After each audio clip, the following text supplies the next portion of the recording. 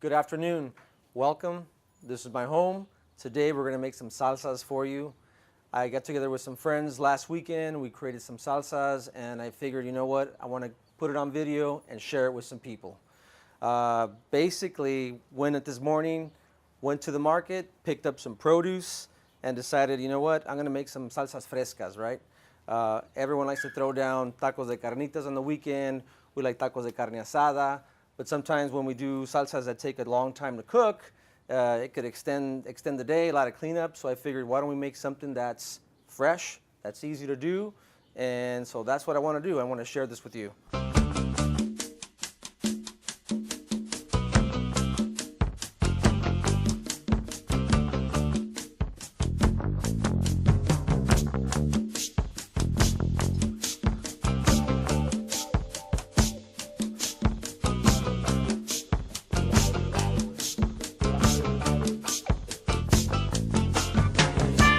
So my name is Oscar Ochoa, born and raised here in Southern California and come from Mexican descent.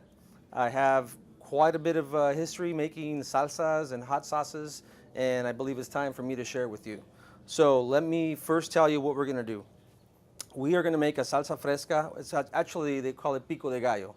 It uses tomatoes, it uses garlic, we use onion, and we use cilantro.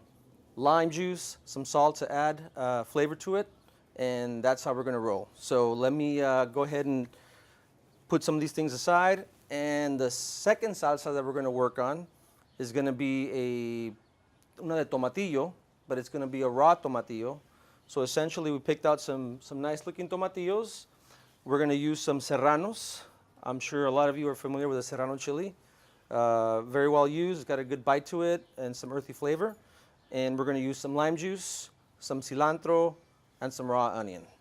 And that's pretty much it. So I figured, let me deliver two easy to make salsas. They're raw, once again, and we got to make them with sazon, with flavor. So let's start. This morning I got 69 cents a pound. You can't beat that.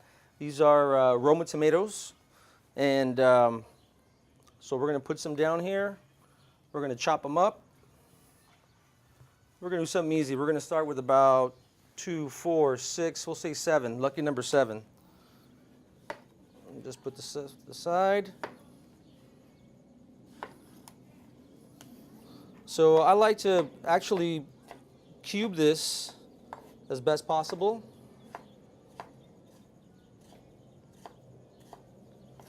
And what we're going to do is we're going to attempt to achieve cubing everything, or as they would say in the French kitchen, brunoise, you would cube everything the same size, and that's how we do it, right? That's how we do the Pico De Gallo.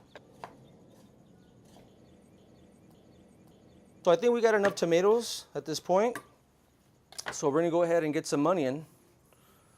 I like white onion because white onion it's a cleaner, crisper flavor. The yellow onion is a little bit more earthy.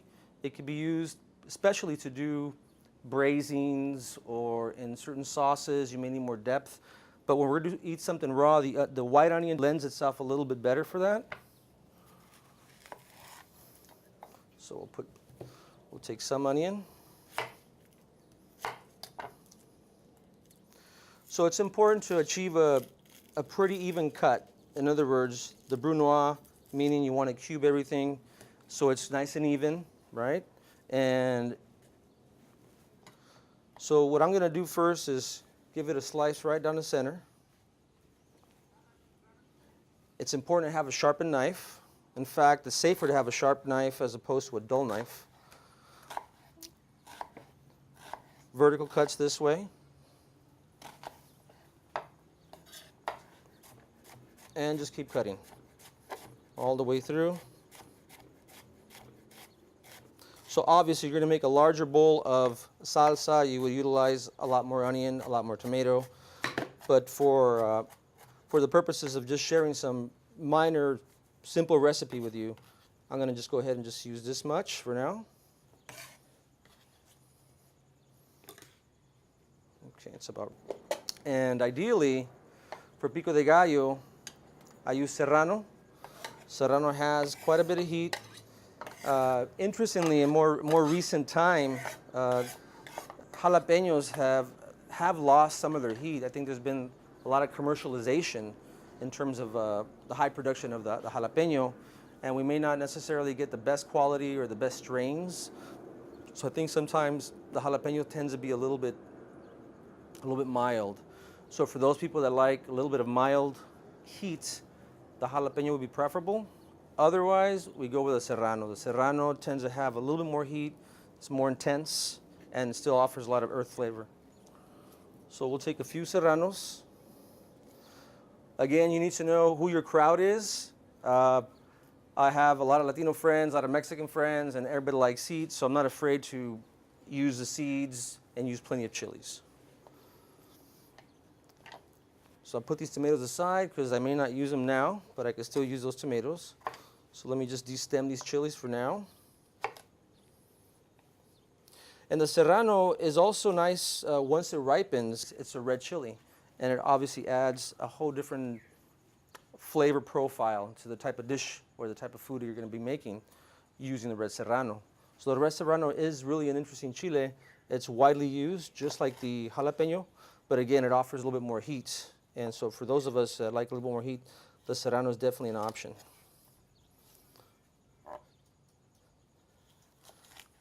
And there's something nationalistic about this dish as well, or actually I should say this Pico de Gallo, because you have the red, the white, and the green, which are the national colors of Mexico. Just thought I'd throw that in. So here we go, just kind of cutting these in half. Cut them in half makes it a little bit easier to manage the dicing.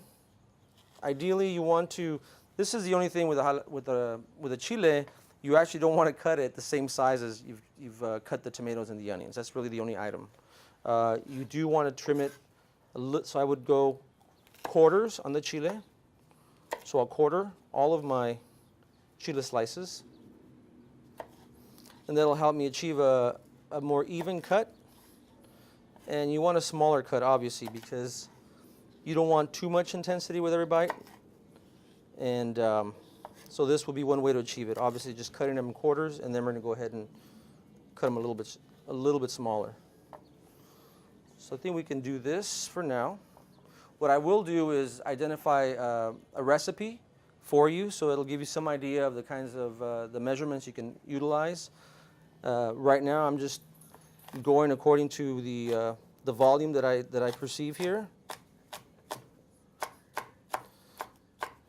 So a good friend of mine, Calvin Coe, told me to keep your knuckles touching the knife, the blade. This way, your fingers have a how would I say? They're protected, and there's less of a chance for you cutting your fingers while you're doing this kind of chopping. So keep your knuckles touching and tucking your fingers back. That's about right. Okay. So we're almost there. So the idea is this is a quick Pico de Gallo. It's a quick salsa. We're going to get a little bit of garlic, but this is what we're going to do. This is where I add my dimension to this Pico de Gallo. What you normally would do is add some lime juice. I think garlic is optional. It's not always the case that people use garlic, but you can. So what I do is, what I'll use one garlic. I'm going to put this in the blender, okay? What I will do is take some of the tomato, and I'll take some of the chile, a little bit of the onion. So this is going to stay as it is. And we're going to go ahead and puree this with some lime juice and some orange juice. We're going to add some salt, and that's pretty much it. I came across this idea of adding orange juice probably about a month ago when I went ahead and made some carnitas with some friends, and I had to quickly come up with a little bit of a sweet balance to the dish that we were making, and I decided to add some orange juice. It worked out real nice, and so I think it's a good added sort of feature to the flavor profile of the Pico de Gallo. So the good thing is I have my own orange tree. And what we're gonna do is just go ahead and, all you gotta do is add the juice of one medium orange.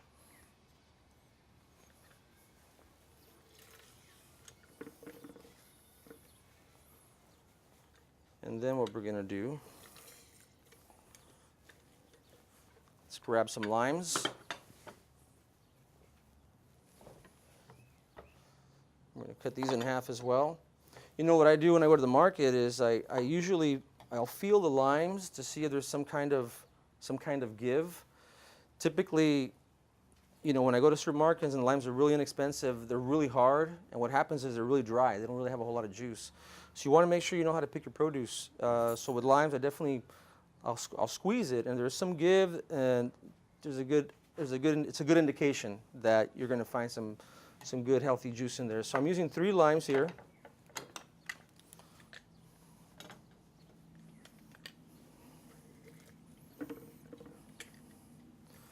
And definitely get yourself one of these little devices. It makes life a lot easier in terms of squeezing the lime juice, or for that matter, any kind of citrus juice. You're also welcome to use yellow lemons if that's the case, if that's all you have. But we're using limes because limes are traditional to Mexican cuisine. And for that matter, I'm attempting to follow that kind of tradition. Okay, so I do have some sea salt. So we'll add a couple of pinches of sea salt. One more for good measure. So just to sum it up, we have 1 fresh clove of garlic. We do have about 3 pinches of sea salt. We've added some of the tomato, some of the onion, a little bit of the serrano. We've added 1 orange and about 3 limes, as I said earlier. And we're going to puree this. The reason I'm going to puree this is rather than just adding the lime juice to the actual salsa, I'm going to go ahead and puree this, and this is going to create a little bit more consistency. And it's going to just add another dimension to the salsa.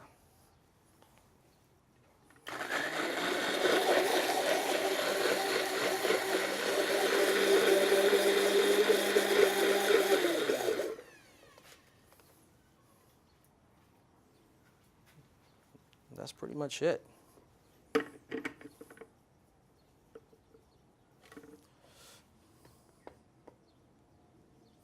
So you can let that sit for a while, and once it rests for about a good 30 minutes or so in the refrigerator, you can go ahead and fix the flavor if you feel like you need a little bit more salt.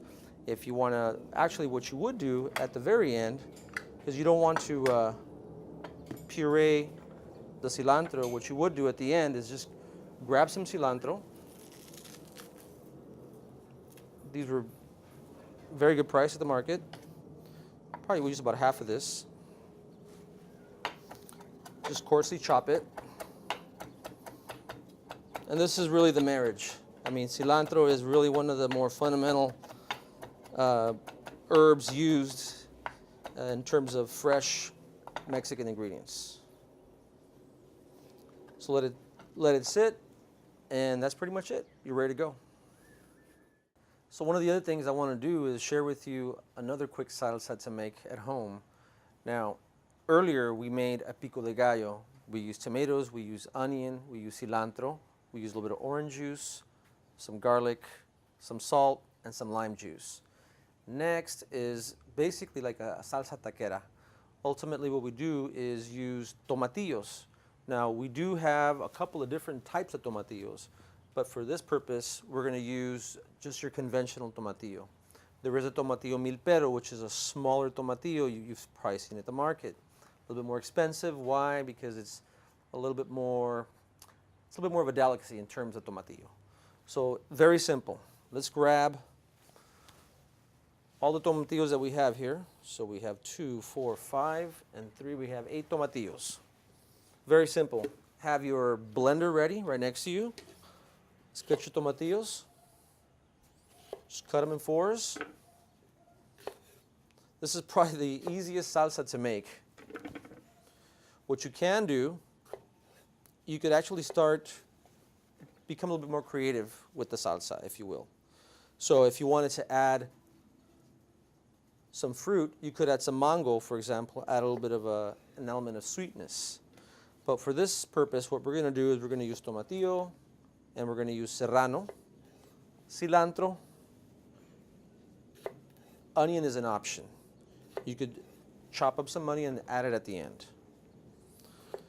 This kind of salsa goes well with, like I said earlier, tacos de lengua or beef tongue tacos. It's very, how would I say, a lot of citric, sort of acid flavor, and it's tangy. And with the lime juice, the added lime juice, it kind of adds this limey, sort of vinegary dimension, and it cuts the richness of any kind of like beef tongue, for example. So that's one of the reasons why this salsa is utilized especially for tacos. So in Spanish, it is called a salsa taquera. So the particular use is for tacos. Now, depending on the kind of heat level that you want for your salsa, since we are going to use serrano for this particular salsa, all I'm going to do with these serranos, basically stem them. Just break them in two. So I add 4 so far. We're going to add 2 more. Like I said, this is really easy to make. Once you have all your ingredients, you've washed them, you can literally make it in like 7 minutes. I'm going to add 1 habanero because I want to add some heat to it. There is a whole cult of chili heads out there, so I'm not afraid to add a little bit of heat. For those people that enjoy it, for sure, they're going to enjoy it, and some may say it's a little bit too hot, but I think they'll manage. So far we have the 8 tomatillos. We've put about 4 or 6 serranos, and we just added an habanero. Okay, the habanero is definitely going to provide another fruitier flavor profile, and definitely add some resonating heat to the salsa. Now, garlic is always essential in the salsa. So what we can do is we'll just add a small clove, smash it, peel it, add it raw. Now some people like tomatillo salsa that's roasted, so that's definitely an option. And I do have some recipes for that. But now that it's getting kind of warm, spring is here and summer's looming, I figured, it's a nice opportunity to do tacos on the weekends, share with friends. And so this is always a good recipe to have. It's a last minute salsa. This is a go-to recipe. So now that we've put the ingredients in here, we're going to add some lime juice. We'll start with we're actually going to do the three lime juices, or 3 limes, I should say, the juice of 3 limes. We'll squeeze this.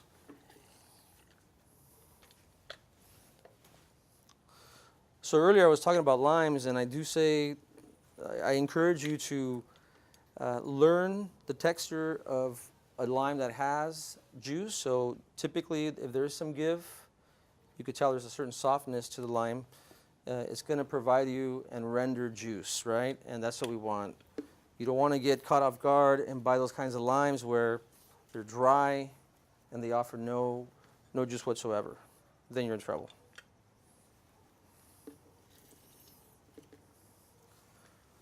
So we're going to do, and like I said, I'll provide an actual recipe to give you some reference. I've been doing salsas for quite a long time, and oftentimes it's all feel. It comes from the gut, and that's how I approach it. So let's add a couple of pinches of sea salt. And what I'm going to do is just cut this a little bit so it's easier to blend.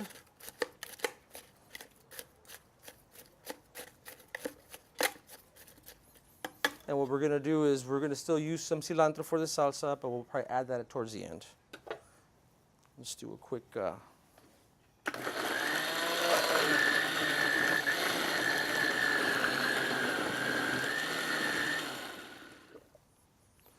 And now we're going to just grab some cilantro. Now, some people like to add a little bit of avocado to a salsa like this.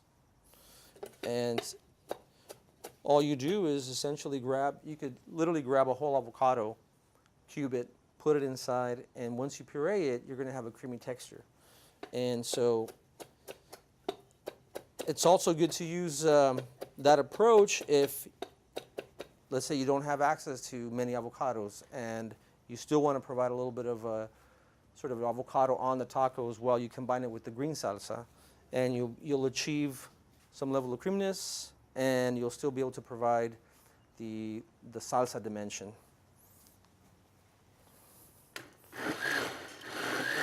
And that's it, just a quick blend. You don't want to puree necessarily the cilantro, you just want to blend it inside. And that's it. Essentially what you're going to do is you're going to, you taste for flavor. And if you need to fix it, you add a little bit more salt. And that's pretty much it. This is one of the easiest salsas to make. And like I said, you can get creative if you wish to add some mango, some pineapple. You're welcome to do so. This is the opportunity for you to explore a little bit of the culinary arts and enjoy salsas with your meals. And that's it. Just pour it in your bowl. And you're ready to go. Okay.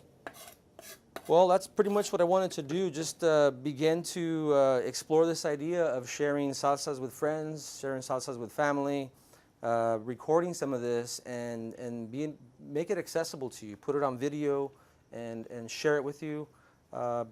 I look forward to continuing to develop my ideas, to continue to share the things that I enjoy, my family enjoys, and share it with you. And so this is really the beginning of something to come. And here are my two salsas. We went ahead and we did a Pico De Gallo, and we did a salsa taquera cruda, so a raw taquera style salsa of tomatillo, cilantro, and serrano. And thank you for participating, for enjoying, for viewing, and have a good night.